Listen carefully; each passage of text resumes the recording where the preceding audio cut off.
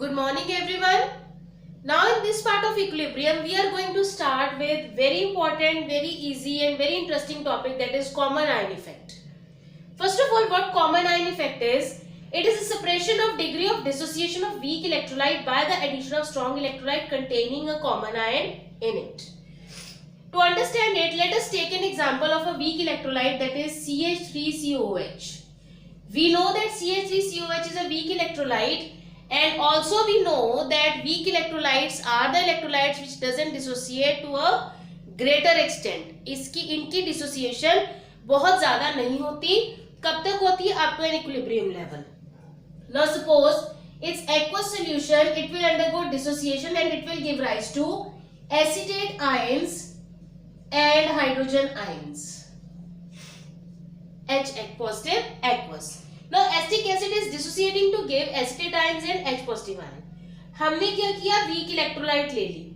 Now the definition is saying that suppression of degree of dissociation. Suppression means suppress हो जाना, दब जाना. किस चीज का? Degree of dissociation. Dissociate होने, molecules जो dissociate होने हैं वो नहीं होंगे. किसके?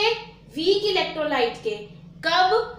By the addition of strong electrolyte. जब हम उसमें कोई strong electrolyte डाल देंगे जो पूरी तरह आयंस में डिसोसिएट हो जाएगी, लेकिन उस इलेक्ट्रोलाइट में एक आयन ऐसा होना चाहिए जो इन प्रोडक्ट्स में कॉमन हो. जैसे सपोज अगर हमने इसमें HCl ऐड कर दिया. HCl we know that is a strong electrolyte. HCl will dissociate to give H3O positive or H positive aqueous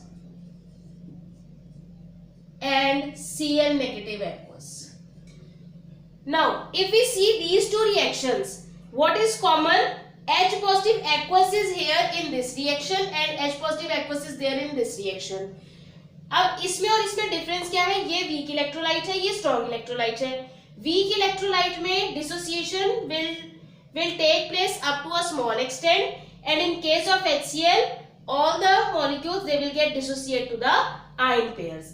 अब इससे क्या हुआ कि इस तरफ H पॉजिटिव की कंसंट्रेशन ज्यादा हो गई, because H positive here are on the product side as well as here the H positive they are on the product side.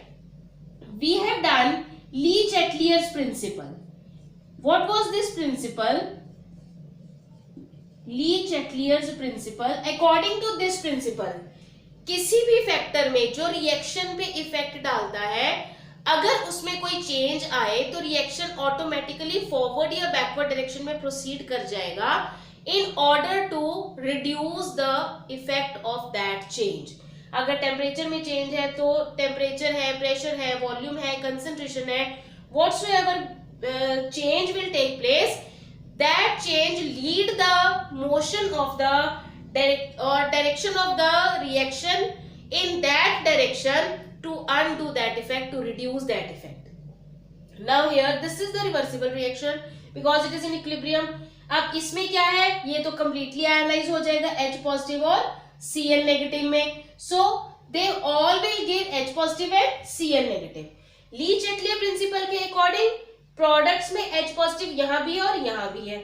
H positive की concentration ज्यादा हो गई तो increased concentration of H positive cause its reaction with acetate ion, giving the reaction, proceeding the reaction to the back, giving rise to the undissociated acetic acid molecules. So this is what here is. क्योंकि इसकी dissociation कम हो जाएगी. क्यों? क्योंकि H positive की concentration ज्यादा है. reaction forward का proceed कर रहा था जब acetic acid ये कह रहा था कि I am more in number. So the reaction was proceeding in the forward direction. लेकिन जब HCl आ गया, इसने H positive दे दिया तो H positive की concentration ज्यादा हो गई. हमने ये किया था कि 50% तक, suppose 50% तक reaction forward direction में proceed करता है, उसके बाद जितने molecules ions बनाएंगे उतने ही ion pairs जुड़कर वापस से molecule बना लेंगे. तो अब जब H positive product side में यहां से आया from an external source, तो इसके H पॉजिटिव ने इसके साथ रिएक्ट करके वापस से CH3COH बना लिया और इसकी फॉरवर्ड डायरेक्शन वाली डिसोसिएशन को सप्रेस कर दिया. So this is common ion effect, that it is a separation of degree of dissociation of weak electrolyte by the addition of strong electrolyte containing a common ion in it. Now अब ऐसा जरूरी नहीं है कि H positive की ही addition की वजह से ऐसा होगा. अगर हम कोई एक्सटर्नल सोर्स से एसिटेट आयन की कंसंट्रेशन इंक्रीज कर दें, even then the reaction will proceed in the backward direction to give rise to undissociated acetic acid.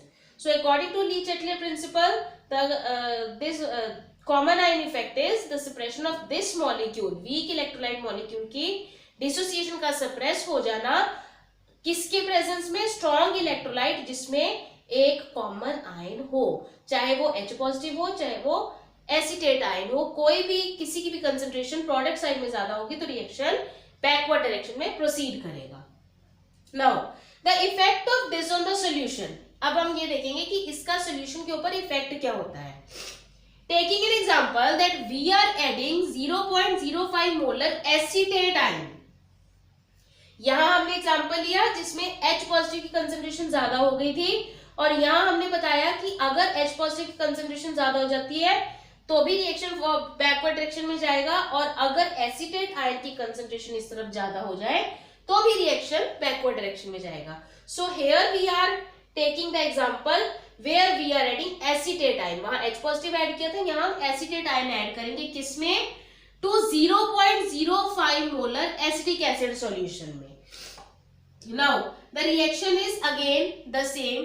CH3COOH aqueous, it will give rise to CH3COO negative aqueous plus H positive aqueous. Now in this case कितनी concentration acetic acid की ली हमने? 0.05 molar.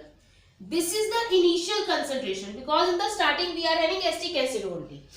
जब इसकी concentration 0.05 है, initially we are having this reactant only. At that stage इनकी concentration 0 होंगी क्योंकि ये अभी बने ही नहीं. जैसे जैसे रिएक्शन फॉरवर्ड डायरेक्शन में प्रोसीड करेगा, let the formation of acetate ion and hydrogen ion be X. हमने कहा कि इक्विलिब्रियम तक पहुंचने तक ये दोनों आयन्स कितने कितने बन जाएंगे? X बन जाएंगे. अगर ये X बन जाएंगे तो टोटल कंसंट्रेशन में से 0.05 में से X माइनस हो जाएंगे क्योंकि इसमें से इतने मॉलिक्यूल्स चेंज होकर आयन पेयर्स बन गए. Now what next is given कि हमने इसमें क्या ऐड कर दिया? 0.05 मोलर एसिटेट आयन. इसका मतलब इसमें हमने 0.05 मोलर एसिटेट आयंस ऐड कर दिए तो वो एक्स्ट्रा हो गए. We have added those acetate ions from any external source. अब इक्विलिब्रियम पर अगर हम इक्विलिब्रियम कांस्टेंट का एक्सप्रेशन लिखे, concentration of acetate ions into concentration of hydrogen ions upon concentration of acetic acid. Now what is the concentration of acetate ions? It is X plus 0.05 molar into X upon 0.05 minus X. Now because this is a weak electrolyte, so dissociation is very less, extent is very less, and moreover we are adding acetate ions to it which will lead to suppression of the dissociation of acetic acid molecule. अगर इसकी dissociation और भी ज्यादा कम हो जाएगी तो इसका मतलब इस X की वैल्यू बहुत कम होगी in comparison to 0.05. So in this case we can write X plus 0.05 is equal to nearly equal to 0.05 only into this X upon 0.05 minus X again will be nearly equal to 0.05 only. The value of K is given to us, that is 1.8 into 10 to power minus 5 molar. Now on solving it, 0.05 will get cancelled out. So value of X will be 1.8 into 10 to power minus 5. Now what is X here? X is the concentration of H positive. X क्या है? Concentration of H positive. It means from here we can find the pH of the solution also. How to find its pH? We know that pH is equal to negative log of hydronium ion concentration. Hydronium ion की concentration हमें पता है, हमने यहाँ calculate की by putting up the value and by finding the log which we have discussed how to find the log of the given value, हम इसकी value से pH निकाल सकते हैं and it will come out to be 4.74. It comes out to be 4.74. So in this way we can find the pH of a solution, and we have seen that how the addition of acetic acid, acetate ion have affected the pH of a solution. Now next we are going to discuss how the degree of dissociation will get affected if strong electrolyte is added to a weak electrolyte.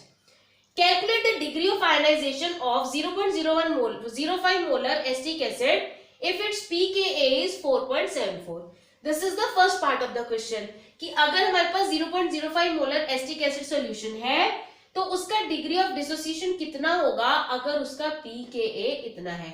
Degree of dissociation is what? It is alpha. So हमें alpha calculate करना है if pKa is there. Then the next part is that how is alpha affected if 0.01 molar HCl is added to it. अब इस solution में अगर हम 0.01 molar HCl add कर देंगे तो इसमें और इसमें H पॉजिटिव आयन कॉमन हो जाएगा on the product side. Then how will it affect the degree of dissociation, कि वो एसिटिक एसिड की डिसोसिएशन की डिग्री को कैसे इफेक्ट करेगा, वो हम इसकी वैल्यू कंपेयर करके बता सकते हैं. Now starting with the first part of the question, that we have to find the degree of ionization. Degree of ionization क्या है? अल्फा. अब हमें रिलेशन पता है कि Ka is equal to C alpha square, or we can say that alpha is equal to square root of Ka by C. But we don't know the value of Ka. C तो हमें पता है 0.05, but Ka we are not aware of. To calculate Ka, the value of pKa is given to us. What it is? It is 4.74. 4.74 is equal to negative log of Ka. To find the value of Ka, we will take the antilog of this. Now the antilog of this value, that is Ka, it comes out to be 1.8 into 10 to power minus 5. अब हमें Ka भी हमने calculate कर लिया, C भी हमें given था, divide करके उसका स्क्वायर रूट निकालेंगे तो we will get the value of alpha, that is degree of ionization. अब ये कब था? जब खाली एसिटिक एसिड सॉल्यूशन था. अब हमने क्या किया, इसमें 0.01 मोलर HCl डाल दिया. Now initially this reaction will take place. इसकी कंसंट्रेशन इतनी है, अभी ये नहीं बने तो ये दोनों 0 है. इक्विलिब्रियम तक आते तक ये x बन गए और इसमें से x माइनस हो गया. लेकिन हमने यहाँ आकर क्या डाल दिया? 0.01 मोलर HCl.